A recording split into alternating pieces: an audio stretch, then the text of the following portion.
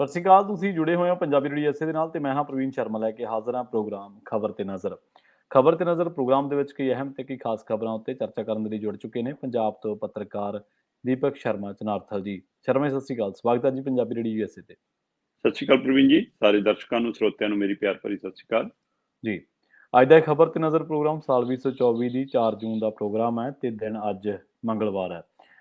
ਸ਼ਰਮਾ ਜੀ, ਖਬਰਾਂ ਦੇ ਵੱਲ ਆਈਏ। ਸ਼ੁਰੂਆਤ ਕਰੀਏ ਜਿਹੜਾ ਲੋਕ ਸਭਾ ਚੋਣ ਨਤੀਜਿਆਂ ਤੋਂ ਬਾਅਦ ਜੋ ਸਿਨਾਰੀਓ ਬਣਿਆ ਪਿਆ ਹੈ। ਸਭ ਤੋਂ ਵੱਡਾ ਸਵਾਲ ਕਿ ਮੋਦੀ ਦੀ ਥਾਂ ਕੋਈ ਹੋਰ ਵੀ ਬਣ ਸਕਦਾ ਪ੍ਰਧਾਨ ਮੰਤਰੀ ਜੀ? ਬਿਲਕੁਲ ਜੀ, ਜਿਹੋ ਜਿਹੇ ਨਤੀਜੇ ਆਏ ਨੇ ਉਹੋ ਜਿਹਾ ਨੇ ਮਤਲਬ ਸਾਡੇ ਰਾਸ਼ਟਰੀ ਮੀਡੀਆ ਚੈਨਲਾਂ ਨੂੰ ਹੈ ਨਾ, ਹੂੰ। ਐਗਜ਼ਿਟ ਪੋਲ ਵਾਲਿਆਂ ਨੂੰ ਹੈ ਨਾ, ਜੀ। ਜਾਂ ਫਿਰ ਮਤਲਬ ਕਿ ਧਰਮ ਦੇ ਨਾਂ ਤੇ ਰਾਜਨੀਤੀ ਕਰਨ ਵਾਲਿਆਂ ਨੂੰ, ਇੱਥੋਂ ਤੱਕ ਕਿ ਭਾਜਪਾ ਤੇ ਉਹਦੇ ਸਹਿਯੋਗੀ ਦਲਾਂ ਨੂੰ ਵੱਡਾ ਝਟਕਾ ਦਿੱਤਾ ਨਤੀਜਿਆਂ ਨੇ। ਹੂੰ। ਨਤੀਜਿਆਂ ਦੇ ਵਿੱਚ ਹੂੰ। ਭਾਜਪਾ ਨੂੰ ਬਹੁਮਤ ਨਹੀਂ ਮਿਲਿਆ। ਹਾਂ, ਹੂੰ। ਬਹੁਮਤ ਨਾ ਤਾਂ ਕਾਂਗਰਸ ਨੂੰ ਮਿਲਿਆ, ਜੀ। ਨਾ ਹੋਰ ਦਲਾਂ ਨੂੰ ਮਿਲਿਆ, ਤੇ ਕਾਂਗਰਸ ਤਾਂ ਪਹਿਲਾਂ ਵੀ ਖਾਸੀ ਦੂਰ ਰਹਿ ਰਹੀ ਸੀ ਬਹੁਮਤ ਤੋਂ, ਇਸ ਵਾਰ ਵੀ ਬਹੁਤ ਦੂਰ ਹੈ। ਪਰ ਹੂੰ। ਜਿਹੜੇ ਦਮ ਭਰਦੇ ਸੀ ਕਿ ਇਸ ਵਾਰ 400 ਪਾਰ ਹੈ ਨਾ, ਉਹਨਾਂ ਦੇ 400 ਹੂੰ। ਪਾਰ ਦਾ ਨਾਰਾ ਇਸ ਕਦਰ ਹਵਾ ਹੋਇਆ ਕਿ ਉਹਨਾਂ ਦੀ ਆਪਣੀ ਪਾਰਟੀ ਜਿਹੜੀ ਪਿਛਲੀ ਵਾਰ 303 ਤੇ ਸੀ, ਐਕਟੀ 250 ਵੀ ਨਹੀਂ ਪਾਰ ਕਰ ਸਕੀ। ਹੂੰ। ਸੋ 240-42 ਦੇ ਗੇੜ 'ਚ ਭਾਜਪਾ ਫਸ ਕੇ ਰਹਿ ਗਈ। ਤੇ ਹਾਂਜੀ। ਜਿਹੜੇ ਉਹ ਐਨਡੀਏ ਦੀ ਗੱਲ ਕਰਦੇ ਸੀਗੇ ਕਿ 400 ਪਾਰ, ਉਹ 300 ਪਾਰ ਵੀ ਨਹੀਂ ਹੋਇਆ। ਹੂੰ। ਸੋ ਪਰ ਫਿਰ ਵੀ ਜੇ ਭਾਜਪਾ ਨੂੰ ਬਹੁਮਤ ਨਹੀਂ ਹੈਗਾ ਤਾਂ ਐਨਡੀਏ ਨੂੰ ਬਹੁਮਤ ਹੈਗਾ। ਹੂੰ। 272 ਚਾਹੀਦੀਆਂ ਤੇ ਉਹ 290-92 ਦੇ ਗੇੜ 'ਚ ਸੀਟਾਂ ਲੈ ਕੇ ਗਏ ਨੇ। ਸੋ ਹੂੰ। ਇਸ ਲਈ ਉਹਨਾਂ ਨੂੰ ਉਸ ਰੂਪ ਦੇ ਵਿੱਚ ਬਹੁਮਤ ਹੈਗਾ। ਪਰ ਇਸ ਬਹੁਮਤ ਦਾ ਮਤਲਬ ਜੇ ਭਾਜਪਾ ਸਪਸ਼ਟ ਬਹੁਮਤ 'ਚ ਨਹੀਂ ਹੈਗੀ ਤਾਂ ਕੀ ਨਰਿੰਦਰ ਮੋਦੀ ਪ੍ਰਧਾਨ ਮੰਤਰੀ ਨਹੀਂ ਬਣਨਗੇ, ਜੀ ਜੀ। ਜਾਂ ਸੰਘ ਉਹਨਾਂ ਨੂੰ ਬਣਨ ਤੋਂ ਰੋਕੇਗਾ, ਜਾਂ ਜਿਨ੍ਹਾਂ ਹੂੰ। ਦੇ ਹੱਥ ਨੂੰ ਚਾਬੀ ਹੈ ਨਤੀਸ਼ ਤੇ ਚੰਦਰਬਾਬੂ ਨਾਇਡੂ, ਉਹ ਤੈਅ ਕਰਨਗੇ ਕਿ ਕਿਹਨੂੰ ਬਣਾਉਣਾ ਤੇ ਕਿਹਨੇ ਬਣਨਾ। ਹੂੰ। ਅਸਲ 'ਚ ਆਪਾਂ ਲਗਾਤਾਰ ਇਸ ਪ੍ਰੋਗਰਾਮ 'ਚ ਗੱਲ ਕਰਦੇ ਆਏ ਹਾਂ ਕਿ ਆਰਐਸਐਸ ਰਾਸ਼ਟਰੀ ਸਵੈ ਸੇਵਕ ਸੰਘ ਮੋਦੀ ਔਰ ਉਹਨਾਂ ਦੀ ਟੀਮ ਤੋਂ ਨਾਰਾਜ਼ ਤੇ ਨਿਰਾਸ਼ ਹੈ। ਹੂੰ। ਔਰ ਉਸ ਨਾਰਾਜ਼ਗੀ ਦਾ ਅਸਰ ਉਸ ਜਿਹੜੇ ਧਰਮ ਦੇ ਏਜੰਡਿਆਂ ਤੇ, ਮਤਲਬ ਸਿੱਧਾ ਹਿੰਦੂ ਮੁਸਲਮਾਨ ਦੇ ਏਜੰਡੇ ਤੇ ਚੋਣ ਲੜਨਾ, ਇਹ ਉਹਦਾ ਅਸਰ ਹੈ ਕਿ ਦੇਸ਼ ਦੀ ਬਹੁ ਗਿਣਤੀ ਹਿੰਦੂ ਭਾਈਚਾਰੇ ਨੂੰ ਵੀ ਇਹ ਰੰਗ ਪ੍ਰਵਾਨ ਨਹੀਂ ਆਇਆ ਕਿ ਉਹਨਾਂ ਨੇ ਧੋ ਕੇ ਘਰੇ ਬਿਠਾਤੇ। ਜੀ। ਤੁਸੀਂ 303 ਤੋਂ 240-42 ਤੇ ਆ ਰਹੇ ਹੋ, ਇਹਦਾ ਮਤਲਬ ਤੁਹਾਡਾ ਇਹ ਏਜੰਡਾ ਬਹੁ ਗਿਣਤੀ ਹਿੰਦੂ ਭਾਈਚਾਰੇ ਨੂੰ ਵੀ, ਇਹਦਾ ਮਤਲਬ ਦੇਸ਼ 'ਚ ਪ੍ਰਵਾਨ ਨਹੀਂ। ਯੂਪੀ, ਜਿਸ ਨੂੰ ਤੁਸੀਂ ਆਪਣਾ ਰਾਮ ਰਾਜ ਦਾ ਘਰ ਦੱਸਦੇ ਸੀ ਹੈ ਨਾ, ਜਿੱਥੇ ਬਲਡੋਜ਼ਰ ਰਾਜ ਦੱਸਦੇ ਸੀ, ਉੱਥੇ ਅਯੋਧਿਆ ਵਾਲੀ ਸੀਟ ਵੀ ਭਾਜਪਾ ਹਾਰਦੀ ਆ। ਜੀ। ਜਿਸ ਰਾਮ ਜੀ ਦੇ ਨਾਂ ਤੇ ਉਹ ਸੋਸ਼ਲ ਮੀਡੀਆ ਤੇ ਲਗਾਤਾਰ ਚੱਲ ਰਿਹਾ ਕਿ ਜਦੋਂ ਤੁਸੀਂ ਇਹ ਪ੍ਰਚਾਰ ਕਰੋਗੇ ਰਾਮ ਜੀ ਨੂੰ ਅਸੀਂ ਲਿਆਏ, ਤੇ ਰਾਮ ਜੀ ਕਹਿੰਦੇ ਕਿ ਪੁੱਛਣਗੇ ਕਿ ਭਾਈ ਮੇਰੇ ਨਾਂ ਤੇ ਤਾਂ ਹਰ ਵਾਰ ਤੁਸੀਂ ਆਉਂਦੇ ਹੋ। ਸੋ ਇਸ ਲਈ ਅਯੋਧਿਆ ਦੇ ਵਿੱਚੋਂ ਵੀ ਭਾਜਪਾ ਦਾ ਹਾਰਨਾ, ਯੂਪੀ ਦੇ ਵਿੱਚ ਐਨਡੀਏ 34 ਤੇ ਆ ਤੇ ਇੰਡੀਆ ਗੱਠਜੋੜ 45 ਤੇ ਆ। ਪਿਛਲੀ ਵਾਰ ਇੱਥੇ ਭਾਜਪਾ ਮਤਲਬ ਕਿ ਐਨਡੀਏ 64 ਸੀਟਾਂ ਲੈ ਗਿਆ ਸੀ ਪਿਛਲੀ ਵਾਰ ਇੱਥੇ, ਜੀ ਹੈ ਜੀ। ਨਾ, ਤੇ ਇੱਥੇ ਇਸ ਵਾਰ ਤੁਸੀਂ ਮਤਲਬ ਕਿ ਹਿਸਾਬ ਲਾ ਲਓ 33-34 ਤੇ ਹੋ। ਸੋ ਇਹਦਾ ਮਤਲਬ ਕਿਤੇ ਨਾ ਕਿਤੇ ਸਵਾਲ ਹੈਗਾ ਨਾ ਕਿ ਕੀ ਸਥਿਤੀ ਆ ਤੁਹਾਡੀ। ਸੋ ਇਸੇ ਤਰ੍ਹਾਂ ਤੁਸੀਂ ਜੇਕਰ ਗੱਲ ਕਰੋ ਤਾਂ ਅਜੇ ਮਿਸ਼ਰਾ ਟੈਨੀ ਵੀ ਹਾਰ ਰਿਹਾ, ਜੀ। ਸਮ੍ਰਿਤੀ ਇਰਾਨੀ ਵੀ ਹਾਰ ਰਹੀ ਆ, ਔਰ ਇੱਕ ਪੀਏ ਤੋਂ ਹਾਰ ਰਹੀ ਆ, ਉਹ ਕਿਸ਼ੋਰੀ ਲਾਲ ਸ਼ਰਮਾ ਲੁਧਿਆਣੇ ਦਾ ਮੁੰਡਾ, ਲੁਧਿਆਣੇ ਦੀ। ਹਾਂਜੀ। ਠੀਕ ਹੈ ਨਾ, ਉਹ ਤੋਂ ਤੁਸੀਂ ਚੋਣ ਹਾਰ ਰਹੇ ਹੋ। ਔਰ ਇਸੇ ਹਵਾਲੇ ਨਾਲ ਸਭ ਤੋਂ ਵੱਡਾ ਪਹਿਲੂ ਇਹਦੇ ਵਿੱਚ ਵੀ ਇਹ ਵੀ ਹੈ ਕਿ ਮਹਾਰਾਸ਼ਟਰ, ਜਿੱਥੇ ਸੰਘ ਦਾ ਘਰ ਹੈ ਤੇ ਤੁਸੀਂ ਉੱਥੇ ਇੰਨੀ ਭੰਨਤੋੜ ਕੀਤੀ ਸੀ, ਉਹਦੇ ਬਾਵਜੂਦ ਵੀ ਤੁਹਾਡੇ ਪੈਰ ਨਹੀਂ ਲੱਗੇ। ਮਹਾਰਾਸ਼ਟਰ ਦੀਆਂ 48 ਸੀਟਾਂ ਨੇ। ਜੀ। ਪਿਛਲੀ ਪਿਛਲੀ ਵਾਰ ਮਤਲਬ ਕਿ ਭਾਜਪਾ ਇੱਥੇ ਜਿਸ ਤਰ੍ਹਾਂ ਪਿਛਲੀ ਵਾਰ ਮੁਕਾਬਲੇ 'ਚ ਸੀਗੀ ਤੇ ਬਹੁ ਗਿਣਤੀ ਸੀਟਾਂ ਨੂੰ ਲੱਗਦਾ ਸੀ ਸ਼ਿਵ ਸੈਨਾ ਵੀ ਨਾਲ ਸੀ, ਹੈ ਨਾ, ਪਰ ਫਿਰ ਸ਼ਿਵ ਸੈਨਾ ਤੋੜੀ, ਉਹਦੇ 2 ਹਿੱਸੇ ਕੀਤੇ, ਤੇ ਫਿਰ ਉਹ ਦੂਸਰਾ ਸ਼ਰਦ ਪਵਾਰ ਵਾਲੀ ਐਨਸੀਪੀ ਤੋੜੀ, 2 ਹਿੱਸੇ ਕੀਤੇ। ਸਥਿਤੀ ਕੀ ਆਈ? ਭਾਜਪਾ ਲੈ ਕੇ ਜਾ ਰਹੀ ਹੈ 10 ਸੀਟਾਂ, ਜੀ। ਕਾਂਗਰਸ ਲੈ ਕੇ ਜਾ ਰਹੀ ਹੈ 13 ਸੀਟਾਂ, ਸ਼ਿਵ ਸੈਨਾ ਸ਼ਿੰਦੇ ਜਿਹੜੀ ਭਾਜਪਾ ਦੇ ਨਾਲ ਆ ਉਹ ਲੈ ਕੇ ਜਾ ਰਹੀ ਹੈ 7 ਸੀਟਾਂ, ਸ਼ਿਵ ਸੈਨਾ ਜਿਹੜੀ ਉਧਵ ਠਾਕਰੇ ਵਾਲੀ ਉਹ ਲੈ ਕੇ ਜਾ ਰਹੀ ਹੈ 9 ਸੀਟਾਂ, ਐਨਸੀਪੀ ਜਿਹੜੀ ਅਜੀਤ ਪਵਾਰ ਵਾਲੀ ਭਾਜਪਾ ਦੇ ਨਾਲ ਉਹ ਲੈ ਕੇ ਜਾ ਰਹੀ ਹੈ 1 ਸੀਟ, ਹੈ ਨਾ, ਜਿਹੜੀ ਇਹਨਾਂ ਦੇ ਦੂਏ ਪਾਸੇ ਹੈ ਇੰਡੀਆ ਗੱਠਜੋੜ ਦੇ ਵਿੱਚ ਸ਼ਰਦ ਪਵਾਰ ਹੋਣ ਵਾਲੀ ਉਹ ਲੈ ਕੇ ਜਾ ਰਹੀ ਹੈ 7 ਸੀਟਾਂ। ਸੋ ਇਹ ਸਾਰੇ ਹਵਾਲੇ ਕਿਤੇ ਨਾ ਕਿਤੇ ਸੰਕੇਤ ਕਰਦੇ ਆ ਕਿ ਦੱਖਣ ਦੇ ਵਿੱਚ ਭਾਜਪਾ ਮਤਲਬ ਕਿ ਬੀਜੇਪੀ 29 ਤੇ ਰਹਿ ਗਈ, ਨਾ, ਕਾਂਗਰਸ 40 ਤੇ ਆ। ਸੋ ਇਸ ਲਈ ਇਹ ਸਾਰੇ ਪਹਿਲੂਆਂ ਨੇ ਕਿਤੇ ਨਾ ਕਿਤੇ ਉਹਨਾਂ ਨੂੰ ਝਟਕਾ ਦਿੱਤਾ ਕਿ ਤੁਸੀਂ ਜਿਸ ਏਜੰਡੇ ਤੇ ਚੋਣ ਲੜੀ ਆ ਉਹ ਏਜੰਡਾ ਦੇਸ਼ ਨੂੰ ਪ੍ਰਵਾਨ ਨਹੀਂ। ਪਰ ਇੱਥੇ ਜਦੋਂ ਗਿਣਤੀਆਂ ਮਿਣਤੀਆਂ ਦੇਖੀ ਜਾਂਦੀਆਂ ਤਾਂ ਗਿਣਤੀਆਂ ਮਿਣਤੀਆਂ ਦੇ ਵਿੱਚ ਇੰਡੀਆ ਗੱਠਜੋੜ ਕੋਲ 230 ਪਲੱਸ ਸੀਟਾਂ ਹੀ ਨੇ। ਕਾਂਗਰਸ 100 ਦੇ ਗੇਟ 'ਚ ਆਪ ਹੈ ਨਾ। ਸੋ ਆਜ਼ਾਦ 15 ਤੋਂ 18 ਹੈਗੇ ਨੇ। ਸੋ ਇਹ ਮਿਲਾ ਕੇ ਵੀ 250 ਦਾ ਅੰਕੜਾ ਬਣਦਾ। ਮਤਲਬ ਇਹਨਾਂ ਨੂੰ ਬਹੁਮਤ ਦੇ ਲਈ 25 ਤੋਂ 30 ਸੀਟਾਂ ਦੀ ਲੋੜ ਹੈ। ਬਿਲਕੁਲ ਸਹੀ। ਸੋ ਇਹਦੇ ਲਈ ਇਹ ਵੀ ਨਤੀਸ਼ ਤੇ ਚੰਦਰਬਾਬੂ ਨਾਇਡੂ ਕੋਲ ਨਹੀਂ ਝਾਕ ਰਹੇ ਨੇ ਇੰਡੀਆ ਗੱਠਜੋੜ ਵਾਲੇ। ਹੈ ਤੇ ਉਧਰ ਉਹਨਾਂ ਦੀ ਟੇਕ ਹੈ ਉਹਦੇ ਪਰ। ਇੰਡੀਆ ਗੱਠਜੋੜ ਵੱਲੋਂ ਤਾਂ ਰਾਹੁਲ ਗਾਂਧੀ ਨੇ ਪ੍ਰੈਸ ਕਾਨਫਰੰਸ ਕਰਕੇ ਆਫਰ ਦਿੱਤੀ ਕਿ ਉਪ ਪ੍ਰਧਾਨ ਮੰਤਰੀ ਬਣਾ ਦਾਂਗੇ, ਨਤੀਸ਼ ਜੀ ਆ ਜਾਓ। ਮਤਲਬ ਉਹਨੂੰ ਸਿੱਧਾ ਸਪਸ਼ਟ ਸੰਕੇਤ ਦਿੱਤਾ ਕਿ ਸੌਦੇਬਾਜ਼ੀ ਨਹੀਂ, ਤੈਨੂੰ ਅਸੀਂ ਪ੍ਰਧਾਨ ਮੰਤਰੀ ਨਹੀਂ ਬਣਾਉਣਾ, ਜੇ ਆਉਣਾ ਤਾਂ ਆ ਜਾ। ਤੇ ਉਧਰ ਅਗਲਾ ਪ੍ਰਧਾਨ ਮੰਤਰੀ ਬਣਦਾ ਦਾਅਵੇਦਾਰ ਹੈ। ਉਹ ਕਹੂਗਾ ਕਿ ਨਹੀਂ ਤਾਂ ਮੈਂ ਉਧਰ ਚੱਲਿਆ, ਚਾਹੇ ਕੁਛ ਨਾ ਵੀ ਬਣਾ, ਪਰ ਤੁਹਾਨੂੰ ਨਹੀਂ ਬਣਨ ਦਿੰਦਾ। ਫਿਰ ਉਧਰ ਨਤੀਸ਼ ਜਾਣੀ ਇਸੇ ਲਈ ਜਾਂਦਾ। 10 ਸਾਲਾਂ 'ਚ 4 ਵਾਰ ਪਾਲਾ ਬਦਲ ਗਿਆ। 10 ਸਾਲਾਂ 'ਚ 4 ਵਾਰ ਨਤੀਸ਼ ਨੇ ਪਾਲਾ ਬਦਲਿਆ। ਸੋ ਇਸ ਲਈ ਨਤੀਸ਼ ਤੇ ਚੰਦਰਬਾਬੂ ਨਾਇਡੂ ਦੇ ਹੱਥ ਚਾਬੀ ਹੈ। ਔਰ ਜੇ ਸੰਘ ਨਹੀਂ ਚਾਹੁੰਦਾ ਕਿ ਮੋਦੀ ਨੂੰ ਨਹੀਂ ਬਣਾਉਣਾ, ਤੇ ਇਸ ਵਾਰ ਮੋਦੀ ਉਸ ਪੋਜੀਸ਼ਨ 'ਚ ਨਹੀਂ ਹੈਗਾ ਕਿ ਉਹ ਆਪਣੇ ਦਮ ਤੇ, ਜਿਵੇਂ ਟਿਕਟਾਂ ਆਪਣੀ ਮਰਜ਼ੀ ਤੇ, ਉਮੀਦਵਾਰ ਆਪਣੀ ਮਰਜ਼ੀ ਤੇ, ਸੰਘ ਨਾਲ ਬਿਨਾਂ ਮੀਟਿੰਗ ਤੋਂ। ਸੋ ਉਹ ਸਾਰੇ ਪਹਿਲੂ, ਮੋਦੀ ਏਜੰਡਾ, ਮੋਦੀ ਦੀ ਗਰੰਟੀ ਹੈ ਨਾ, ਮੋਦੀ ਨੂੰ ਵੋਟ ਪਾਓ। ਸੋ ਇਹ ਸਾਰੀਆਂ ਚੀਜ਼ਾਂ ਨੇ ਕਿਤੇ ਨਾ ਕਿਤੇ RSS ਨੂੰ ਨਾਰਾਜ਼ ਕੀਤਾ ਸੀ, ਜਿਹਦੇ ਨਤੀਜਿਆਂ 'ਚ ਇਹ ਤਸਵੀਰ ਦਿਖੀ ਹੈ ਕਿ ਤੁਸੀਂ 543 ਚੋਂ 400 ਪਾਰ ਦਾ ਨਾਰਾ ਦੇ ਕੇ 300 ਪਾਰ ਵੀ ਨਹੀਂ ਹੋ ਰਹੇ। ਔਰ ਜਿਹੜੀ 303 ਤੇ ਭਾਜਪਾ ਸੀ ਉਹ 240-42 ਤੇ ਹੈ। ਸੋ ਇਸ ਲਈ ਨਰਿੰਦਰ ਮੋਦੀ ਹੋਰਾਂ ਦਾ ਪ੍ਰਧਾਨ ਮੰਤਰੀ ਬਣਨਾ ਔਖਾ। ਹਾਂ, ਕੀ ਉਹ ਆਪਣੇ ਅਗਲੀ ਲਾਈਨ, ਜਿਵੇਂ ਯੋਗੀ ਤੇ ਅਮਿਤ ਸ਼ਾਹ ਬਾਰੇ ਕਿਹਾ ਜਾਂਦਾ, ਕਿ ਉਹਨਾਂ ਨੂੰ ਅੱਗੇ ਵਧਾਉਣ 'ਚ ਕਾਮਯਾਬ ਹੋਣਗੇ, ਜਾਂ ਸੰਘ ਆਪਣੀ ਤਲਾਸ਼ ਕਰੇਗੀ। ਖੱਟਰ ਵੀ ਮੈਂਬਰ ਪਾਰਲੀਮੈਂਟ ਬਣ ਕੇ ਗਏ ਨੇ। ਜੇ ਖੱਟਰ ਦਾ ਦਾ ਅਚਾਨਕ ਹਰਿਆਣੇ 'ਚ ਲੱਗ ਸਕਦਾ ਤਾਂ ਖੱਟਰ ਸੋਚਦੇ ਆ ਕਿ ਮੇਰਾ ਦਾ ਸ਼ਾਇਦ ਉੱਥੇ ਵੀ ਲੱਗ ਸਕਦਾ ਹੈ ਨਾ। ਤੇ ਇਸੇ ਤਰ੍ਹਾਂ ਮਤਲਬ ਕਿ ਰਾਜਨਾਥ ਸਿੰਘ ਵੀ ਲਾਈਨ 'ਚ ਖੜੇ ਨਜ਼ਰ ਆਉਂਦੇ ਨੇ।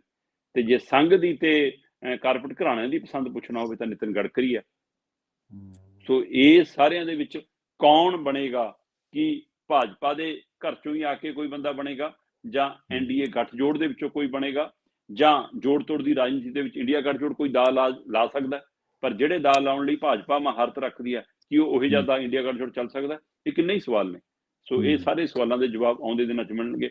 ਫਿਲਹਾਲ ਇਹ ਚਰਚਾ ਦਿੱਲੀ ਦੇ ਗਲਿਆਰਿਆਂ 'ਚ ਕਿ ਮੋਦੀ ਪ੍ਰਧਾਨ ਮੰਤਰੀ ਨਹੀਂ ਬਣਨਗੇ। ਜੀ। ਤੇ ਅਗਲੀ ਗੱਲ ਕਰੀਏ ਮੋਦੀ ਸਾਹਿਬ ਤੋਂ ਬਾਅਦ ਪੰਜਾਬ ਦੇ ਸੱਤਾਧਾਰੀ ਧਿਰ ਦੀ ਗੱਲ ਕਰੀਏ, ਮਾਨ ਸਾਹਿਬ। ਇਹ ਬਹੁਤ ਦਾਅਵਾ ਕਰਦੇ ਸੀਗੇ 13-0 ਦਾ। ਮਾਨ ਦੇ ਤੀਰ ਕਹਿੰਦੇ ਨਹੀਂ ਲੱਗੇ ਨਿਸ਼ਾਨੇ ਤੇ ਨਾ ਹੋ ਸਕਿਆ 13-0। ਹਾਂ, ਬਿਲਕੁਲ ਜੀ। ਮੁੱਖ ਮੰਤਰੀ ਭਗਵੰਤ ਮਾਨ ਹੋਰਾਂ ਨੇ ਵੀ ਜਿਵੇਂ ਭਾਜਪਾ 400 ਪਾਰ ਦਾ ਨਾਰਾ ਦਿੰਦੀ ਸੀ, ਇਹ ਵੀ 13-0 ਦੇ ਨਾਰੇ ਨੂੰ ਬਹੁਤ ਇਹਨਾਂ ਨੇ ਬਖਿਆਇਆ ਹੈ ਨਾ, ਬਹੁਤ ਵਡਿਆਇਆ ਤੇ ਬਹੁਤ ਗਾਇਆ ਵੀ। ਤੇ ਹਰ ਰੋਡ ਸ਼ੋਅ ਦੇ ਦੌਰਾਨ ਮਤਲਬ ਨਿਸ਼ਾਨ ਬਣਾ ਕੇ ਤੀਰ ਛੱਡ ਰਹੇ ਆ ਮਾਨ ਸਾਹਿਬ ਹੈ ਨਾ। ਬੜੇ ਤੀਰ ਛੱਡੇ। ਸੋ ਤੀਰ ਤਾਂ 3 ਪਹੁੰਚੇ ਪਈ ਟਿਕਾਣੇ ਤੇ, ਬਾਕੀ ਤਾਂ 10 ਰਾਹ 'ਚ ਰਹਿ ਗਏ ਕਿਤੇ। ਸੋ ਇਸ ਲਈ ਆਮ ਆਦਮੀ ਪਾਰਟੀ ਇਸ ਤੇ ਮੰਥਨ ਕਰੇ ਕਿ 2 ਸਾਲਾਂ 'ਚ ਇਹ ਹਾਲਤ ਕਿਉਂ ਬਣੀ। ਪੰਜਾਬ ਦਾ ਰਿਕਾਰਡ ਚੈੱਕ ਕਰਕੇ ਦੇਖੋ ਕਿ ਸਰਕਾਰ ਬਣਨ ਤੋਂ ਬਾਅਦ ਲੋਕ ਸਭਾ ਚੋਣਾਂ ਦੇ ਵਿੱਚ ਹਮੇਸ਼ਾ ਸਰਕਾਰੀ ਧਿਰ ਪੰਜਾਬ 'ਚ ਭਾਰੂ ਰਹੀ ਆ। ਤੇ ਫਿਰ ਇਸ ਵਾਰ ਅਜਿਹਾ ਕੀ ਹੋਇਆ? ਔਰ ਉਹ ਵੀ ਤਦ ਜਦੋਂ ਤੁਹਾਡੇ ਕੋਲ 92 MLA ਹੋਣ, 9 ਵਿਧਾਨ ਸਭਾ ਹਲਕੇ ਹਰ ਲੋਕ ਸਭਾ ਹਲਕੇ 'ਚ ਆਉਂਦੇ ਹੋਣ। ਤੇ ਜੇ ਉਸ ਹਿਸਾਬ ਨਾਲ ਵੀ ਦੇਖੀਏ ਤਾਂ 10 ਤੋਂ 11 ਸੀਟਾਂ ਸਿੱਧੀਆਂ ਬਣਦੀਆਂ ਤੁਹਾਡੀਆਂ। 10 ਗੁਣਾ 9 90 MLA ਦੇ ਹਵਾਲੇ ਨਾਲ ਤੁਹਾਡੀਆਂ 10 ਲੋਕ ਸਭਾ ਸੀਟਾਂ ਤਾਂ ਸਿੱਧੀਆਂ ਬਣਦੀਆਂ, ਤੇ ਤੁਸੀਂ ਜਿੱਤ ਰਹੇ ਹੋ 3। ਇਹਦਾ ਮਤਲਬ ਲੋਕਾਂ ਦੇ ਵਿੱਚੋਂ ਜਿਹੜਾ ਗਰੀਬ ਤਬਕਾ ਹੈ, ਆਰਥਿਕ ਤੌਰ ਤੇ ਕਮਜ਼ੋਰ ਵਰਗ ਹੈ, ਜਾਂ ਬਹੁ ਗਿਣਤੀ ਔਰਤਾਂ ਨੇ ਪੰਜਾਬ ਦੀਆਂ ਵੋਟਰਾਂ, ਕਿ ਉਹ ਆਮ ਆਦਮੀ ਪਾਰਟੀ ਤੋਂ 1000 ਰੁਪਏ ਵਾਲੀ ਗਰੰਟੀ ਤੋਂ ਨਿਰਾਸ਼ ਨੇ। ਕਿ ਉਹ ਵਾਅਦੇ ਤੋਂ ਮੁੱਕਰੀ, 1100 ਵੀ ਕਿਹਾ ਪਰ ਉਹ ਗੱਲ ਨਹੀਂ ਬਣੀ। ਕੀ ਪੰਜਾਬ ਦਾ ਵਪਾਰੀ ਵਰਗ, ਜਿਹਦੇ ਬਾਰੇ ਨਾਲ ਆਪਾਂ ਲਗਾਤਾਰ ਗੱਲ ਕਰਦੇ ਰਹੇ ਹਾਂ ਕਿ ਭਾਈ ਤੁਹਾਡੇ ਰੋਡ ਸ਼ੋਆਂ ਨੇ ਵਪਾਰੀਆਂ ਨੂੰ ਨਿਰਾਸ਼ ਕੀਤਾ, ਕਿ ਉਹਦਾ ਅਸਰ ਹੈ ਕਿ ਸ਼ਹਿਰੀ ਵੋਟਰ ਵੀ ਨਹੀਂ ਪਈ ਆਮ ਆਦਮੀ ਪਾਰਟੀ ਨੂੰ। ਕਿਸਾਨੀ ਵੋਟਰ ਨਾਰਾਜ਼ ਨੇ, ਪਹਿਲਾਂ ਹੀ ਧਰਨੇ ਵੀ ਚੱਲੀ ਜਾਂਦੇ ਸੀ, ਸਾਰਾ ਕੁਝ ਸੀਗਾ, ਉਹਦੇ ਬਾਵਜੂਦ ਵੀ ਮਤਲਬ ਤੁਸੀਂ ਕਿਸਾਨਾਂ ਦੀ ਬਾਂਹ ਨਹੀਂ ਫੜੀ, ਪੁਰਾਣੇ ਮੁਆਵਜ਼ੇ ਨਹੀਂ ਦੇ ਪਾਏ, ਕਿਸਾਨ ਵੋਟਰ ਵੀ ਤੁਹਾਡੇ ਤੋਂ ਨਾਰਾਜ਼ ਆ। ਸੋ ਇਹ ਕਿੰਨੇ ਪਹਿਲੂ ਨੇ। ਜੇਕਰ 2 ਆਜ਼ਾਦ ਉਮੀਦਵਾਰ ਪੰਜਾਬ ਤੋਂ ਜਿੱਤਦੇ ਨੇ ਤਾਂ ਇਹਦਾ ਮਤਲਬ ਸਰਕਾਰੀ ਕੰਮਕਾਰ ਤੋਂ ਹਲਕਿਆਂ ਦੇ ਲੋਕ, ਜੇ ਉਸ ਧਾਰਾ ਦੇ ਹਵਾਲੇ ਨਾਲ ਦੇਖਣਾ ਹੋਵੇ ਤਾਂ ਇਹਦਾ ਮਤਲਬ ਪੰਥਕ ਧਿਰ ਵੀ ਤੁਹਾਤੋਂ ਨਾਰਾਜ਼ ਤੇ ਨਿਰਾਸ਼ ਆ। ਚਾਹੇ ਉਹ NSA ਲਾਉਣ ਨੂੰ ਲੈ ਕੇ ਹੋਵੇ, ਚਾਹੇ ਡਿਬਰੂਗੜ੍ਹ ਜੇਲ੍ਹ ਦੇ ਮਾਮਲੇ ਨੂੰ ਲੈ ਕੇ ਹੋਵੇ, ਚਾਹੇ ਪੰਜਾਬ ਦੇ ਵਿੱਚ ਬੇਅਦਬੀ ਵਾਲੇ ਮਸਲਿਆਂ ਤੇ ਇਨਸਾਫ ਨਾ ਮਿਲਣ ਦੇ ਪਹਿਲੂ ਹੋਣ। ਸੋ ਇਹਦਾ ਮਤਲਬ ਉਹ ਧਿਰਾਂ ਵੀ ਤੁਹਾਤੋਂ ਨਾਰਾਜ਼ ਤੇ ਨਿਰਾਸ਼ ਨੇ। ਸੋ ਇਹ ਨਾਰਾਜ਼ਗੀ ਤੇ ਨਿਰਾਸ਼ਤਾ ਵੋਟ ਦੇ ਵਿੱਚ ਅਸਰ ਦਿਖਾਗੀ। ਤੁਸੀਂ 10 ਤੋਂ ਮਤਲਬ 13 ਦੇ ਵਿੱਚੋਂ 10 ਚੋਂ ਲੂਜ਼ ਕਰਕੇ 3 ਹੀ ਜਿੱਤੇ। ਹਾਂ, ਗਣਾਉਣ ਲਈ ਅਗਲਿਆਂ ਕੋਲ ਹੋਊਗਾ ਕਿ ਸਾਡੇ ਕੋਲ ਪਿਛਲੀ ਵਾਰ ਤਾਂ ਇੱਕੋ ਸੀਟ ਸੀ, ਜੀ, ਸਾਡੀ ਤਾਂ 2 ਵੱਧ ਗਈਆਂ। ਸੋ ਪਰ ਫਿਰ ਵੀ ਇਹ ਆਮ ਆਦਮੀ ਪਾਰਟੀ ਲਈ ਝਟਕੇ ਤੋਂ ਘੱਟ ਨਹੀਂ ਹੈਗਾ ਕਿ ਸਰਕਾਰ ਹੁੰਦਿਆਂ 92 MLA ਹੁੰਦਿਆਂ ਭਗਵੰਤ ਮਾਨ ਵਰਗਾ ਸਟਾਰ ਪ੍ਰਚਾਰਕ ਹੁੰਦਿਆਂ ਕੇਜਰੀਵਾਲ ਵਰਗਾ ਨਾਟਕਬਾਜ਼ ਹੁੰਦਿਆਂ ਤੁਸੀਂ ਸੀਟਾਂ 3 ਜਿੱਤੋ। ਸੋ ਇਹ ਸਵਾਲ ਤਾਂ ਹੈਗਾ ਜੀ, ਹੁਣ ਇਹ ਕਰ ਲੈਣ ਸਮੀਖਿਆ ਆਪਣੀ। ਜੀ ਜੀ, ਦੇਖੋ ਸ਼ਰਮਾ ਜੀ, ਗੱਲ ਇਹ ਹੈ, ਜਦੋਂ ਜਥੇਬੰਦਕ ਢਾਂਚਾ ਹੈ ਨਹੀਂ ਸੀ ਉਦੋਂ 4 ਸੀਟਾਂ ਆਈਆਂ, ਜਦੋਂ ਕੁਛ ਵੀ ਨਹੀਂ ਪੰਜਾਬ ਦੇ ਵਿੱਚ, ਕੋਈ ਸਾਰੇ ਪਿੰਡਾਂ 'ਚ ਤਾਂ ਬੂਥ ਵੀ ਨਹੀਂ ਲੱਗੇ ਹੋਣੇ, ਤੇ ਉਹੀ ਨਜ਼ਾਰਾ ਆਪਾਂ ਦੇਖ ਰਹੇ ਹਾਂ ਸਰਬਜੀਤ ਸਿੰਘ ਖਾਲਸਾ ਤੇ ਅੰਮ੍ਰਿਤਪਾਲ ਸਿੰਘ ਦੀ ਕੰਪੇਨ ਦੇ ਦਰਮਿਆਨ। ਜਦੋਂ ਲੋਕ ਚੋਣ ਲੜਦੇ ਨੇ ਨਾ, ਲੋਕ ਆਪਣੇ ਤਰੀਕੇ ਨਾਲ ਚੋਣ ਲੜਦੇ ਨੇ, ਫਿਰ ਉਹ ਜਿੱਤ ਯਕੀਨੀ ਬਣਾ ਕੇ ਹਟਦੇ ਨੇ, ਫਿਰ ਉਹ ਵਿਚਾਲੇ ਨਹੀਂ ਛੱਡਦੇ, ਪਾਰਟੀਆਂ ਵਾਲਾ ਕੰਮ ਨਹੀਂ ਉਹਨਾਂ ਕੋਲੋਂ ਹੁੰਦਾ। ਬਿਲਕੁਲ। ਅਗਲੀ ਖਬਰ ਦੇ ਵੱਲ ਵਧੀਏ, ਆਪਾਂ ਗੱਲ ਕਰੀਏ ਪੰਜਾਬ ਦੇ ਵਿੱਚ ਇੱਕ ਹੋਰ ਸਭ ਤੋਂ ਵੱਡੀ ਜਿੱਤ ਦੀ, 3 ਜਿੱਤਾਂ ਦੀ। ਅੰਮ੍ਰਿਤਪਾਲ ਸਿੰਘ, ਚੰਨੀ ਤੇ ਮੀਤ ਹੇਅਰ ਦੇ ਹਿੱਸੇ ਸਭ ਤੋਂ ਵੱਡੀ ਜਿੱਤ ਆਈ ਹੈ ਜੀ ਪੰਜਾਬ ਦੇ ਵਿੱਚ। ਪ੍ਰਵੀਨ ਜੀ, ਇਸੇ ਨੂੰ ਪੰਜਾਬ ਕਹਿੰਦੇ ਆ। ਤੁਸੀਂ ਇਹ ਦੇਖੋ ਕਿ ਪੰਜਾਬ ਚੋਂ ਸਭ ਤੋਂ ਵੱਡੇ ਮਾਰਜਨ ਨਾਲ 3 ਉਮੀਦਵਾਰ ਜਿੱਤੇ ਆ ਜੀ। ਉਹਨਾਂ ਚੋਂ ਇੱਕ ਅੰਮ੍ਰਿਤਪਾਲ ਸਿੰਘ ਹੋਰੀ ਨੇ ਖਡੂਰ ਸਾਹਿਬ ਹਲਕੇ ਤੋਂ, ਇੱਕ ਚਰਨਜੀਤ ਚੰਨੀ ਨੇ ਜਲੰਧਰ ਲੋਕ ਸਭਾ ਹਲਕੇ ਤੋਂ, ਇੱਕ ਗੁਰਮੀਤ ਸਿੰਘ ਮੀਤ ਹੇਅਰ ਨੇ ਸੰਗਰੂਰ ਲੋਕ ਸਭਾ ਹਲਕੇ ਤੋਂ। ਸੋ ਮੀਤ ਹੇਅਰ, ਚੰਨੀ ਤੇ ਅੰਮ੍ਰਿਤਪਾਲ ਸਿੰਘ, ਇਹ ਤਿੰਨੇ ਸੀਟਾਂ ਤਿੰਨੋਂ ਵੱਖਰੀਆਂ ਲੀਹਾਂ ਨੇ।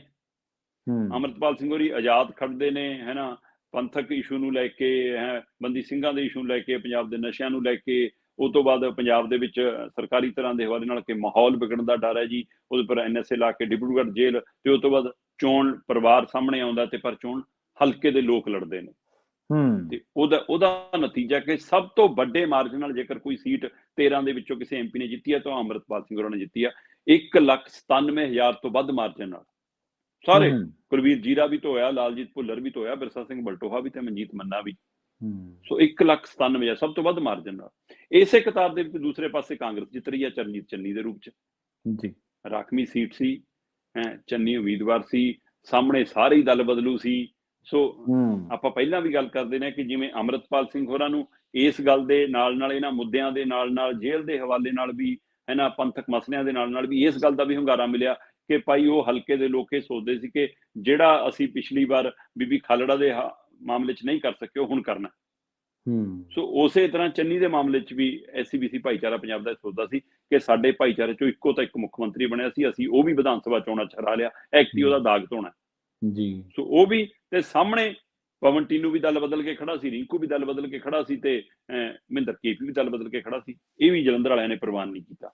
ਸੋ ਇਸ ਲਈ ਚਰਨਜੀਤ ਚੰਨੀ 1,75,000 ਤੋਂ ਵੱਧ ਵੋਟਾਂ ਦੇ ਮਾਰਜਨ ਨਾਲ ਜਿੱਤ ਕੇ ਆਉਂਦੇ ਨੇ, ਤੇ ਰਿੰਕੂ ਵੀ ਹਾਰਦੇ ਨੇ, ਟੀਨੂ ਵੀ ਹਾਰਦੇ ਨੇ, ਤੇ KP ਵੀ ਹਾਰਦੇ ਨੇ। ਰਿੰਕੂ 2,14,000 ਤੋਂ ਵੱਧ ਵੋਟ ਲੈ ਕੇ ਜਾਂਦਾ, ਪਵਨ ਟੀਨੂ 2,08,000 ਤੋਂ ਵੱਧ ਵੋਟ ਲੈ ਕੇ ਜਾਂਦਾ, ਲਗਭਗ ਨੇੜੇ ਤੇੜੇ ਨੇ। ਪਰ ਅਕਾਲੀ ਦਲ ਹਿਸਾਬ ਲਾ ਲਵੇ ਆਪਣਾ 67,000 ਵੋਟ ਹੈ ਸਿਰਫ ਮਹਿੰਦਰ KP ਦੀ। ਚਲੋ ਇਹ ਤੋਂ ਬਾਅਦ ਮੀਤ ਹੇਅਰ ਦੇ ਮਾਮਲੇ ਦੇ ਵਿੱਚ ਜਿਵੇਂ ਅਕਾਲੀ ਦਲ ਪੰਜਾਬ 'ਚ ਇਸ ਵਾਰ 13 ਸੀਟਾਂ ਤੇ ਲੜਿਆ ਪਰ ਚੋਣ ਕੱਲੀ ਬਠਿੰਡੇ ਲੜੀ, ਉਸੇ ਤਰ੍ਹਾਂ ਆਮ ਆਦਮੀ ਪਾਰਟੀ ਵੀ 13 ਸੀਟਾਂ ਤੇ ਲੜੀ। ਹਰ ਥਾਂ ਰੋਡ ਸ਼ੋਅ, ਹਰ ਥਾਂ ਤੀਰ ਕਮਾਨ, ਸਾਰਾ ਕੁਝ ਦਿਖੇ, ਪਰ ਸਾਰੇ ਸਿਆਸੀ ਹਥਿਆਰ ਜੇ ਵਰਤ ਹੋਏ ਤਾਂ ਉਹ ਸੰਗਰੂਰ 'ਚ ਵਰਤ ਹੋਏ। ਸਾਰੀ ਜੱਦੋਜਹਿਦ ਸੰਗਰੂਰ 'ਚ ਹੋਈ। ਉਹ ਇਸੇ ਇਹ ਨਤੀਜਾ ਹੈ ਕਿ 1,72,000 ਸਭ ਤੋਂ ਵੱਡੇ ਮਾਰਜਨਾਂ ਦੇ ਵਿੱਚੋਂ ਤੀਜਾ ਮਾਰਜਨ ਜੇਕਰ ਕਿਸੇ ਹੈਗਾ ਤਾਂ ਮੀਤ ਹੇਅਰ ਹੈਗਾ। ਸੁਖਪਾਲ ਖਹਿਰਾ ਵੀ ਹਾਰੇ, ਸਿਮਰਜੀਤ ਮਾਨ ਵੀ ਹਾਰੇ, ਇਕਬਾਲ ਝੁੰਦਾ ਵੀ ਹਾਰੇ, ਤੇ ਅਰਵਿੰਦ ਖੰਨਾ ਵੀ ਹਾਰੇ। ਹੁਣ ਖਹਿਰਾ ਤੇ ਮਾਨ ਦੇ, ਸਿਮਰਜੀਤ ਮਾਨ ਦੇ ਸਮਰਥਕ ਭਿੜੀ ਜਾਂਦੇ ਨੇ ਕਿ ਤੇਰੇ ਕਰਕੇ ਅਸੀਂ ਹਾਰੇ, ਤੇਰੇ ਕਰਕੇ ਅਸੀਂ ਹਾਰੇ। ਜਿੱਤਣ ਵਾਲੇ ਕੰਨੀ ਕੋਈ ਨਹੀਂ ਦੇਖਦਾ ਕਿ ਮੀਤ ਹੇਅਰ ਜਿੱਤ ਗਿਆ। ਆਪਸ ਦੇ ਵਿੱਚ ਇਹ ਖਿੱਚੋਤਾਣ ਵੀ ਸ਼ੁਰੂ ਹੋ ਗਈ। ਪਰ ਇਹ 3 ਸੀਟਾਂ ਉਹ ਨੇ ਜਿਨ੍ਹਾਂ ਨੇ ਸਭ ਤੋਂ ਵੱਡਾ ਮਾਰਜਨ ਦਰਜ ਕੀਤਾ। ਤਿੰਨੇ ਵੱਖੋ ਵੱਖਰੀਆਂ, ਇੱਕ ਆਮ ਆਦਮੀ ਪਾਰਟੀ ਦੀ ਆ, ਇੱਕ ਕਾਂਗਰਸ ਦੀ ਆ, ਤੇ ਇੱਕ ਆਜ਼ਾਦ ਹੈ। ਇੱਕ ਪੰਥਕ ਲੀ ਵਾਲੀ ਆ, ਇੱਕ ਕਾਂਗਰਸ ਆਪਣੇ ਏਜੰਡੇ ਵਾਲੀ ਆ, ਤੇ ਆਮ ਆਦਮੀ ਪਾਰਟੀ ਉਹ ਜਿਹਦਾ ਕੋਈ ਏਜੰਡਾ ਹੀ ਨਹੀਂ ਜੀ।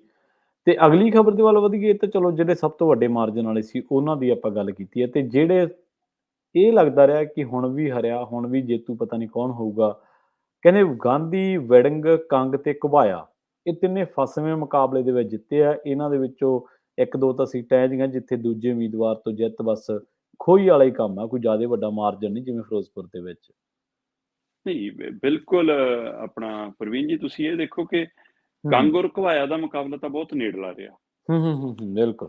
ਫਿਰ ਵੀ ਕੰਗ ਇੱਕ ਲੀਡ ਜੀ ਬਣਾ ਕੇ ਰੱਖਣ 'ਚ ਕਾਮਯਾਬ ਹੁੰਦੇ ਰਹੇ।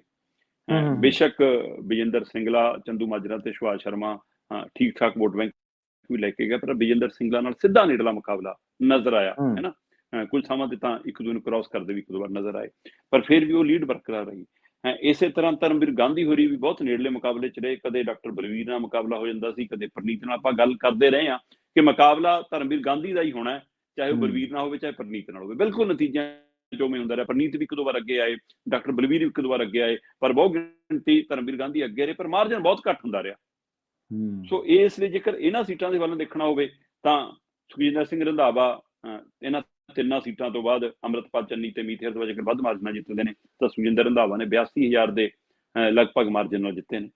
ਸਰਬਜੀਤ ਸਿੰਘ ਖਾਲਸਾ ਇਹ ਵੀ ਆਜ਼ਾਦ ਉਮੀਦਵਾਰ ਵਜੋਂ ਖੜੇ ਸੀਗੇ ਤੇ ਇਹਨਾਂ ਨੇ ਕਰਮਜੀਤ ਅਨਮੋਲ, ਹੰਸਰਾਜ ਹੰਸ, ਵੱਡੇ ਕਲਾਕਾਰ, ਵੱਡੇ ਚਿਹਰਿਆਂ ਨੂੰ ਤੇ ਬੀਬੀ ਸਾਹੋ ਕੇ ਉਹਨਾਂ ਨੂੰ ਹਰਾਇਆ। 70,000 ਦੇ ਮਾਰਜਨ ਨਾਲ ਜਿੱਤਦੇ ਨੇ। ਇਸ ਸੀਟ ਦੇ ਵੀ ਇਹ ਪਹਿਲੂ ਸੀਗਾ ਕਿ ਮੰਨਿਆ ਜਾ ਰਿਹਾ ਸੀਗਾ ਕਰਮਜੀਤ ਅਨਮੋਲ ਲੀਡ ਲੈ ਕੇ ਜਾਣਗੇ, ਪਰ ਸਰਬਜੀਤ ਖਾਲਸਾ ਦੀ ਚਰਚਾ ਤੇ ਹੰਸਰਾਜ ਦੀ ਵੋਟ ਵਧਣਾ, ਇਹ ਦੋ ਪਹਿਲੂਆਂ ਨੇ ਕਹਿੰਦੇ ਕਰਮਜੀਤ ਦੀ ਵੋਟ ਘਟਾਈ। ਤੁਸੀਂ ਇਹ ਅੰਦਾਜ਼ਾ ਲਾਓ ਕਿ ਹੰਸਰਾਜ ਹੰਸ ਜਿਹਨੂੰ ਸ਼ੁਰੂ 'ਚ ਮੰਨਿਆ ਜਾਂਦਾ ਸੀ ਕਿ 40-50,000 ਵੋਟ ਪੈਣੀ ਇਹਨੂੰ ਤਾਂ ਜੀ, ਉਹ ਹੰਸਰਾਜ 1,23,533 ਵੋਟਾਂ ਲੈ ਕੇ ਜਾਂਦਾ। ਮਤਲਬ ਜੇ 50,000 ਵੋਟ ਪੈਣੀ ਸੀ ਤਾਂ ਇਹਨੂੰ ਜੇ 1,23,000 ਪੈ ਗਈ ਤਾਂ ਮਤਲਬ 73,000 ਵੋਟ ਵੱਧ ਪੈ ਗਈ ਤੇ ਸਰਬਜੀਤ ਸਿੰਘ ਖਾਲਸਾ 70,000 ਵੋਟ ਨਾਲ ਜਿੱਤ ਰਹੇ ਨੇ। ਇਹਦਾ ਮਤਲਬ ਕਰਮਜੀਤ ਅਨਮੋਲ ਨੂੰ ਇੱਥੇ ਢਾਹ ਲੱਗੀ ਆ। ਸੋ ਸਰਬਜੀਤ ਸਿੰਘ ਖਾਲਸਾ ਨੂੰ ਅੰਮ੍ਰਿਤਪਾਲ ਸਿੰਘ ਹੋਰਾਂ ਦੀ ਉੱਠੀ ਲਹਿਰ ਦਾ ਵੀ ਫਾਇਦਾ ਮਿਲਿਆ। ਇਹ ਤੋਂ ਪਹਿਲਾਂ ਵੀ ਉਹਨਾਂ ਨੇ ਆਪਣੇ ਨੂੰ ਅਜਮਾਇਆ ਸੀਗਾ, ਪਰ ਇਸ ਵਾਰ ਉਸ ਲਹਿਰ ਦਾ ਵੀ ਅਸਰ ਨਜ਼ਰ ਆਇਆ। ਪਰ ਜਿਹੜਾ ਸਿਮਰਜੀਤ ਮਾਨ ਟਕਰਾਵ 'ਚ ਆ ਗਈ ਸੀ ਸਰਬਜੀਤ ਹੋਰਾਂ ਨਾਲ, ਇਹ ਵੀ ਲੋਕਾਂ ਨੂੰ ਪਸੰਦ ਨਹੀਂ ਆਇਆ ਤੇ ਉਹਦਾ ਨਤੀਜਾ ਵੀ ਸਿਮਰਜੀਤ ਮਾਨ ਨੇ ਵੀ ਭੋਗਿਆ। ਚਲੋ ਇਸ ਤੋਂ ਬਾਅਦ ਹਰਸਿਮਰਤ ਕੌਰ ਬਾਦਲ ਬੀਬੀ 49,000 ਦੇ ਫਰਕ ਨਾਲ ਜਿੱਤੀ। ਬੜੀ ਇਹ ਸੀਟ ਦੀ ਚਰਚਾ ਸੀ ਕਿ ਇੱਥੇ ਬਈ ਕੂਲਰ, ਪੱਖੇ, AC, ਉਹ ਚਾਰਜ ਵਾਲੀਆਂ ਸਕੂਟਰੀਆਂ ਖੂਬ ਚੱਲੀਆਂ। ਚਲੋ ਪਰ ਫਿਰ ਵੀ ਜਿਹਨੇ ਵੰਡੀਆਂ, ਜਿਹਨੇ ਨਹੀਂ ਵੰਡੀਆਂ, ਕਿਹਦਾ ਫਲ ਪਿਆ ਕਿਹਦਾ ਨਹੀਂ, ਪਰ ਹਰਸਿਮਰਤ ਕੌਰ ਬਾਦਲ ਜਾਂ ਅਕਾਲੀ ਦਲ ਇੱਕ ਸੀਟ ਬਚਾਉਣ 'ਚ ਕਾਮਯਾਬ ਹੋਇਆ, ਉਹ ਹਰਸਿਮਰਤ ਬਾਦਲ ਦੀ ਆ। ਰਾਜਕੁਮਾਰ ਚੱਬੇਵਾਲ ਵੀ 44,000 ਦੇ ਫਰਕ ਨਾਲ ਜਿਹੜੇ ਕੰਮ ਲਈ ਆਮ ਆਦਮੀ ਪਾਰਟੀ ਲੈ ਕੇ ਆਈ ਸੀ, ਚੱਬੇਵਾਲ ਨੇ ਉਹ ਕੰਮ ਕਰਤਾ, ਜਿੱਤ ਗਏ। ਗੁਰਜੀਤ ਔਜਲਾ ਆਪਣੀ ਸੀਟ ਬਚਾਉਣ 'ਚ ਕਾਮਯਾਬ ਹੋਏ। ਕੁਲਦੀਪ ਧਾਲੀਵਾਲ ਤੇ ਤਰਨਜੀਤ ਸੰਧੂ ਨਾਲ ਮੁਕਾਬਲਾ ਦੇਖਣ ਨੂੰ ਮਿਲਿਆ। ਅਨਿਲ ਜੋਸ਼ੀ ਦਾ ਪ੍ਰਦਰਸ਼ਨ ਠੀਕ ਰਿਹਾ, ਪਰ ਜਿੰਨੀ ਆਸ ਕੀਤੀ ਜਾ ਰਹੀ ਸੀ ਉਹ ਜਿਹਾ ਨਹੀਂ ਕਰ ਪਾਏ, ਹੈ ਨਾ। ਫਿਰ ਵੀ ਗੁਰਜੀਤ ਔਜਲਾ 40,000 ਦੇ ਫਰਕ ਨਾਲ ਸੀਟ ਲੈ ਗਏ। ਡਾਕਟਰ ਅਮਰ ਸਿੰਘ ਮੁਕਾਬਲੇ 'ਚ ਨਜ਼ਰ ਆਉਂਦੇ ਰਹੇ, ਫਸਦੇ ਨਜ਼ਰ ਵੀ ਆਉਂਦੇ ਰਹੇ, ਪਰ ਫਿਰ ਵੀ ਇਹ ਨੇੜਲੇ ਰੂਪ ਦੇ ਵਿੱਚ ਵੀ 34,000 33,000 ਦੇ ਮਾਰਜਨ ਦੇ ਨਾਲ ਡਾਕਟਰ ਅਮਰ ਸਿੰਘ ਤਜਰਬਾ ਕੰਮ ਕਰ ਗਿਆ। ਸੋ ਉਧਰ ਜੋਸ਼ ਤਾਂ ਸੀ, ਸ਼ਾਇਦ ਉਹ ਹੋਸ਼ ਕੰਮ ਨਹੀਂ ਕਰ ਸਕਿਆ ਗੁਰਪ੍ਰੀਤ GP ਹੋਰਾਂ ਦਾ, ਜਾਂ ਲੋਕਾਂ ਨੂੰ ਦਲ ਬਦਲੀ ਪਸੰਦ ਨਹੀਂ ਆਈ, ਹਾਰ ਗਏ। ਅਮਰਿੰਦਰ ਸਿੰਘ ਰਾਜਾ ਬੜੀ ਸਭ ਤੋਂ ਚਰਚਿਤ ਸੀਟਾਂ 'ਚੋਂ ਇੱਕ ਸੀਟ ਸੀ।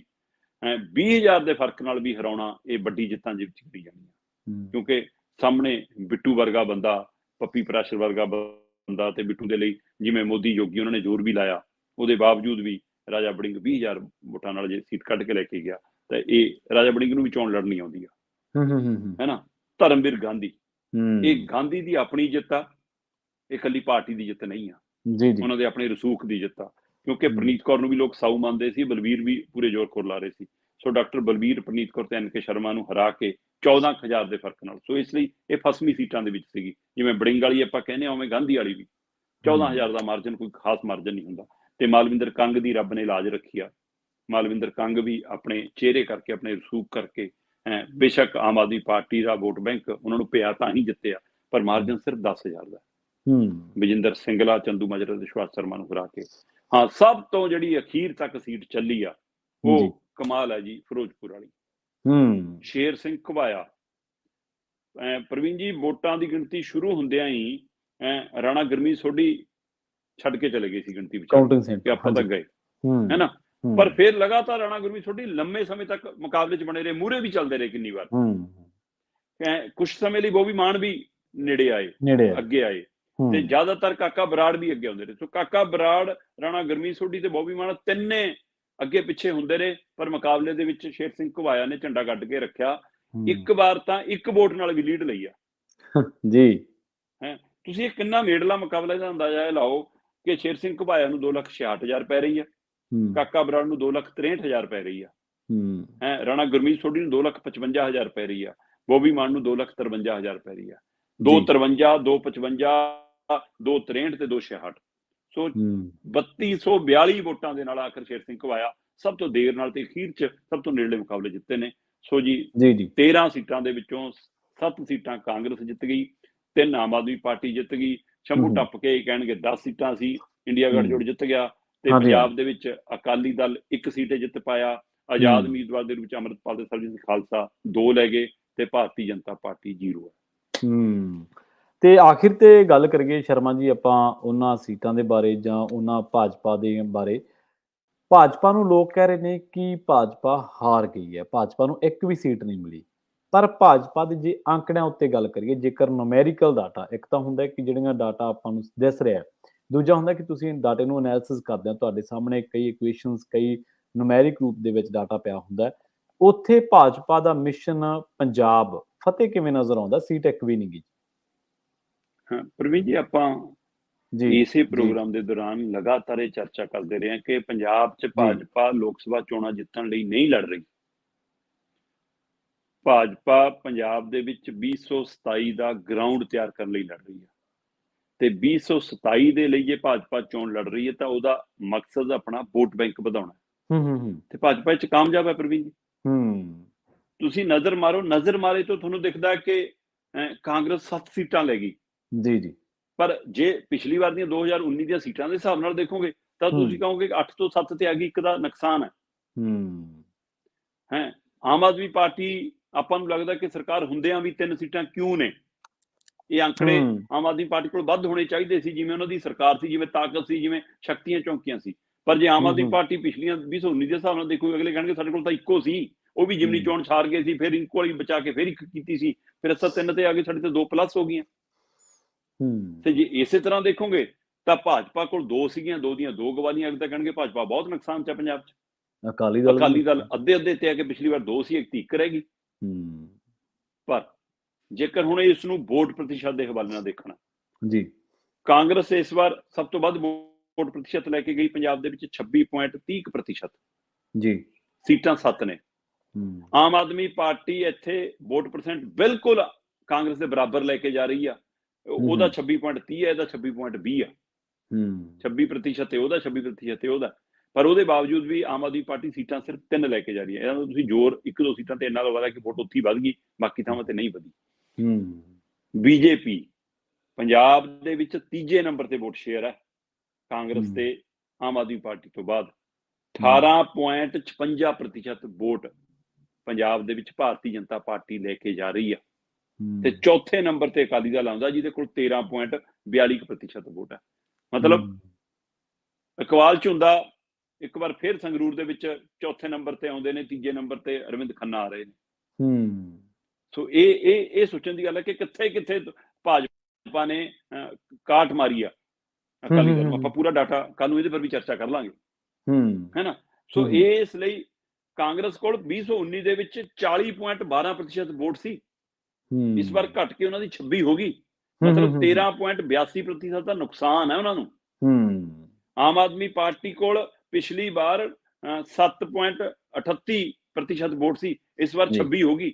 ਉਹਨਾਂ ਨੂੰ 18+ ਦਾ ਫਾਇਦਾ ਏ, ਪਰ ਤਾਂ ਵੀ ਸੀਟਾਂ ਨਹੀਂ ਵਧੀਆਂ। ਹੁਣ ਇਸ ਲਈ ਇਹ ਅੰਕੜੇ ਵੀ ਦੇਖਣ ਵਾਲੀ ਗੱਲ ਹੁੰਦੀ ਹੈ ਕਿ ਵੋਟ ਪਰਸੈਂਟ, ਅਗਲੇ ਕਹਿਣਗੇ ਸਾਡਾ ਪਿਛਲੀ ਵਾਰ ਦੀ ਲੋਕ ਸਭਾ ਨਾਲੋਂ 18.82 ਵੱਧ ਗਿਆ, ਪਰ ਵਿਧਾਨ ਸਭਾ ਨਾਲੋਂ ਕਿੱਥੇ ਗਏ? ਇਹ ਲਈ ਜਾਓ ਸਾਹਿਬ। ਭਾਰਤੀ ਜਨਤਾ ਪਾਰਟੀ ਅਕਾਲੀ ਦਲ ਨਾਲ ਮਿਲ ਕੇ ਲੜੀ ਸੀ, ਵੋਟ ਸ਼ੇਅਰ ਸਿਰਫ 9.63% ਸੀਗਾ 2019 ਦੇ ਵਿੱਚ, ਤੇ ਇਸ ਵਾਰ ਉਹ 18.56, ਲਗਭਗ ਦੁੱਗਣੇ ਵਾਲਾ ਤੁਸੀਂ ਕਹਿ ਸਕਦੇ ਹੋ। 8.93 ਲਗਭਗ 9% ਵੋਟ ਬੈਂਕ ਵਧਿਆ। ਤੇ 9% ਵੋਟ ਬੈਂਕ ਵਧਾਉਣਾ ਥੋੜੀ ਗੱਲ ਨਹੀਂ ਹੈ। ਇਹਦਾ ਮਤਲਬ ਹਰ ਸੀਟ ਤੇ ਤੁਸੀਂ ਪੂਰੇ ਮੁਕਾਬਲੇ ਦੇ ਵਿੱਚ, ਪੂਰੇ ਰੂਪ ਦੇ ਵਿੱਚੋਂ। ਇਸੇ ਤਰ੍ਹਾਂ ਅਕਾਲੀ ਦਲ 13.42% ਇਸ ਵਾਰ ਵੋਟ ਬੈਂਕ ਹੈ, ਪਿਛਲੀ ਵਾਰ 27.45 ਸੀ। ਸਿੱਧਾ 14.3% ਘਟਿਆ ਤੁਹਾਡਾ। ਸੋ ਇਸ ਲਈ ਇਸ ਪਹਿਲੂ ਨੂੰ ਸਮਝਣ ਦੀ ਲੋੜ ਹੈ ਕਿ ਭਾਜਪਾ ਆਪਣਾ ਵੋਟ ਬੈਂਕ ਵਧਾਉਣ 'ਚ ਕਾਮਯਾਬ ਹੋ ਰਹੀ ਹੈ। ਅਕਾਲੀ ਦਲ ਦਾ ਵੋਟ ਬੈਂਕ ਘਟਿਆ, ਕਾਂਗਰਸ ਦਾ ਵੋਟ ਬੈਂਕ ਘਟਿਆ। ਪਰ ਕਾਂਗਰਸ ਦਾ ਘਟਿਆ ਵੋਟ ਬੈਂਕ ਇਸ ਲਈ ਨਹੀਂ ਦੇਖ ਹੋਣਾ ਕਿ ਉਹਨਾਂ ਦੇ ਹਿੱਸੇ ਸੀਟਾਂ ਆ ਗਈਆਂ। ਠੀਕ ਹੈ, ਚਰਚਾ ਦੇ ਵਿੱਚ ਅਕਾਲੀ ਦਲ ਤੇ ਭਾਜਪਾ ਹੀ ਰਹਿਣੀ ਹੈ ਕਿ ਭਾਜਪਾ ਦਾ ਵੋਟ ਬੈਂਕ ਅਕਾਲੀ ਦਲ ਨਾਲੋਂ ਵੱਧ। ਤੇ ਇਹਦਾ ਮਤਲਬ 2027 'ਚ ਜਦੋਂ ਗੱਠਜੋੜ, ਫਿਰ ਆਪਾਂ ਜਿਹੜੀ ਗੱਲ ਕਰਦੇ ਰਹੇ ਹਾਂ ਕਿ ਅਗਲੇ ਕਹਿਣਗੇ ਹੁਣ ਤਾਂ ਵੱਡਾ ਭਰਾ ਬਣਨਾ, ਸੋ ਫਿਰ ਉਹ 60 ਸੀਟਾਂ ਮੰਗਣਗੇ, ਹੈ ਨਾ। ਤੇ ਇਹ 50 ਦੀ ਆਫਰ ਦੇ ਦੇਣਗੇ ਤਈਆਂ ਤੋਂ, ਫਿਰ 55 ਤੇ ਸੌਦਾ ਹੋਊਗਾ, ਇਹ ਸਥਿਤੀ ਹੋਊਗੀ। ਸੋ ਅਕਾਲੀ ਦਲ ਦਾ ਮਿਸ਼ਨ ਪੰਜਾਬ ਕਾਮਯਾਬ ਹੈ। 2027 ਦੇ ਵਿੱਚ ਉਹ ਹਰ ਹਲਕੇ ਦੇ ਵਿੱਚ ਆਪਣਾ ਦਬਦਬਾ ਬਣਾਉਣ 'ਚ ਕੰਮ ਕਰਦੀ ਨਜ਼ਰ ਆਊਗੀ। ਇਹਦੇ ਪਿੱਛੇ ਕਿਹਦੀਆਂ ਗਲਤੀਆਂ, ਕਿਹਦੀਆਂ ਨਲਾਇਕੀਆਂ, ਇਹ ਸੋਚਣ ਦੀ ਲੋੜ ਹੈ। ਜਦੋਂ ਪੋਲੀਟੀਕਲ ਬਾਰਗੇਨਿੰਗ ਹੋਊਗੀ ਨਾ ਸ਼ਰਮਾ ਜੀ, ਤੇ ਉਹ ਕਹਿਣਗੇ ਕਿ ਸਾਡੇ ਕੋਲ ਤਾਂ MP ਦੀ ਸੀਟ ਹੈ, ਅਕਾਲੀ ਦਲ ਕਹੂਗਾ ਉਹ ਕਹਿਣਗੇ ਠੀਕ ਹੈ ਤੁਹਾਡੀ ਐਮਪੀ ਦੀ ਸੀਟ ਹੈ, ਇੱਕ ਹੈ, 12 ਸੀਟਾਂ ਦੀ ਤੁਸੀਂ ਦੱਸੋ ਕਿੰਨਵੇਂ ਨੰਬਰ ਤੇ ਹੈ? ਹਾਂ ਚੌਥੇ ਬਸ ਨੰਬਰ ਤੇ ਹੈ। ਜਿਹੜੀਆਂ ਤੁਸੀਂ ਬਸ 3 ਸੀਟਾਂ ਦੀ ਗੱਲ ਕੀਤੀ ਹੈ ਮੁੱਢਲੇ ਤੌਰ ਤੇ ਚੰਨੀ, ਅੰਮ੍ਰਿਤਪਾਲ ਸਿੰਘ ਤੇ ਮੀਥੇਰ, ਉੱਥੇ ਜਿਹੜਾ ਵੋਟਾਂ ਦਾ ਫਰਕ ਹੈ ਉਹਦੇ ਨਾਲੋਂ ਅੱਧੀਆਂ ਵੋਟਾਂ ਵੀ ਨਹੀਂ ਅਕਾਲੀ ਦਲ ਦੇ ਉਮੀਦਵਾਰਾਂ ਕੋਲ, ਬਿਲਕੁਲ ਅੱਧੀਆਂ ਵੋਟਾਂ। ਬਿਲਕੁਲ ਇਕਬਾਲ ਸਿੰਘ ਝੁੰਦਾ ਕੋਲੇ ਕਿੰਨੀਆਂ ਵੋਟਾਂ ਨੇ? ਮਹਿੰਦਰ ਸਿੰਘ ਇਹੀ ਕੇਪੀ ਸਵਾਲ ਕੋਲੇ ਕਿੰਨੀਆਂ ਵੋਟਾਂ ਨੇ?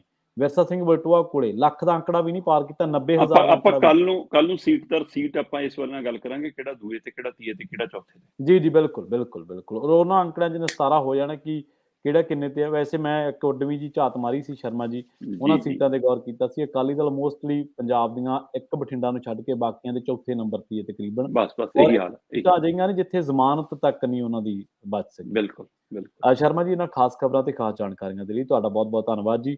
ਤੇ ਬਹੁਤ ਕੱਲ ਨੂੰ ਫਿਰ ਸ਼ੁਕਰੀਆ ਆਪਾਂ ਕੁਝ ਲੋਕ ਸਭਾ ਚੋਣ ਨਤੀਜਿਆਂ ਦੀਆਂ ਕੁਝ ਹੋਰ ਤੰਦਾਂ ਨੂੰ ਵੀ ਖੋਲਣ ਦਾ ਯਤਨ ਕਰਾਂਗੇ। ਬਿਲਕੁਲ ਜੀ, ਬਿਲਕੁਲ ਬਹੁਤ ਸ਼ੁਕਰੀਆ। ਪ੍ਰੋਗਰਾਮ ਖਬਰ ਤੇ ਨਜ਼ਰ ਨੂੰ ਆਪਾਂ ਇੱਥੇ ਹੀ ਸਮਾਪਤ ਕਰਾਂਗੇ। ਤੁਹਾਡਾ ਸਾਰਿਆਂ ਦਾ ਬਹੁਤ ਧੰਨਵਾਦ। ਸਤਿ ਸ੍ਰੀ ਅਕਾਲ। ਜੁੜੇ ਰਹੋ ਪੰਜਾਬੀ ਰੇਡੀਓ USA ਦੇ ਨਾਲ।